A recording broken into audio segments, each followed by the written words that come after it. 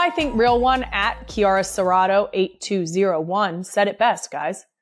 The only thing good about Monday is more shit Monday. Presented by Liquid IV. Queen Emma, give them more Ashley Graham. How did that help shape you as a person? Because I know I've talked about it a lot on the podcast, being tall. Oh, I wore a lot of feedback in high school. Say, I mean, when they haven't hit puberty and you're taller than every boy in your grade. You can't date. You can't date. No, and I didn't. and to make things worse, I mean, I think it actually, I don't know what's worse because I've never been on the other side of not having curves, but I was the tallest girl and I was the most curvaceous girl. And it was like boys were intimidated. Girls didn't want to be my friend. And even the teachers would kind of look at me like, this is not correct. So, and I know I had an attitude. I was like a very happy person, but I was also like, I go to New York and I model. Like, what is this? I'm ready to get out of this situation. I even still have my favorite teacher, my algebra teacher, Miss Bushhausen, is still at Lincoln High. And I go and see her every once in a while in Nebraska. And she's like, you wanted to get out of this classroom so bad. And I was like, And I said, yeah, because nobody looked like me. And I had a career already, Miss B. So, but I love her. And, you know, there was like some good things about being tall, but I have to say being taller than all the boys and the girls is rough. It is. Yeah. It's an interesting character building experiment that is, I always used to tell people you can wear heels and be my height, but I cannot chop off my feet and be your height. And so I feel like that was my best response in terms of like, people would be like, I want to be as tall as you. And I'm like, meh, try to buy pants and then get back to me. Because now there's all these great options. Like so many companies have tall options or. Yeah. Same with curvy. I mean, there's lots of like curvy options. I know. Way more options. It's everything's getting a little bit better, isn't it? Slowly but surely. Slowly. Now, you said you have two sisters. I do.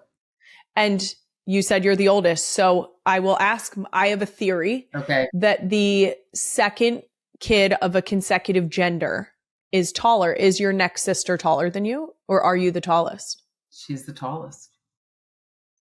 What is that? I don't know. I found that it's pretty consistent. I'm going to...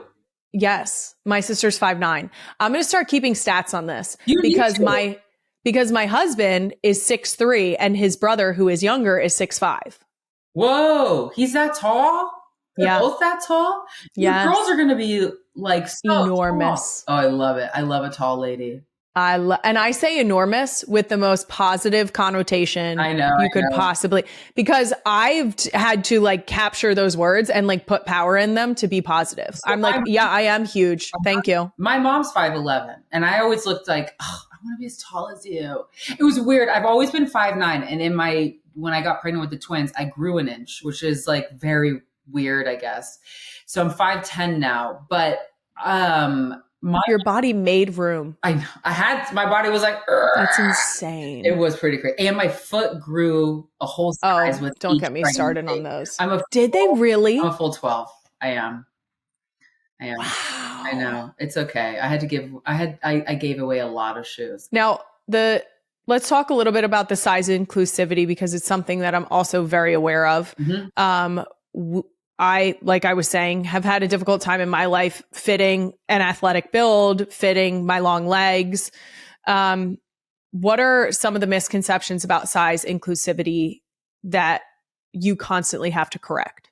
Well, I think that, first of all, when a lot of designers just go up to a size like 12 or 14, they think that they're a part of the inclusivity conversation, and they're not. Or if they just put, a size 10, 12, 14, 16 model on the runway, doesn't mean that those clothes are readily available for the plus size customer. And unfortunately, there is tokenism. And for girls like me, we don't want to say no to a seat at the table because it brings visibility to the underserved community that is plus size women in the fashion world. But You just have to be careful because there still is this void of availability of clothes that are built for you. And there's this thing called the grading system. And a lot of designers will make their clothes in a grading from a size 0. So they'll take a size 0 and then they'll make it from then all the way up to a size 14. But when you have a curvier body, our fat hits differently. Our bodies are shaped differently. And so are skinny girls, but it's just that much different on a curvier body. So a lot of these designers aren't grading from like starting at a size 14 or 16. They're still grading from a 0.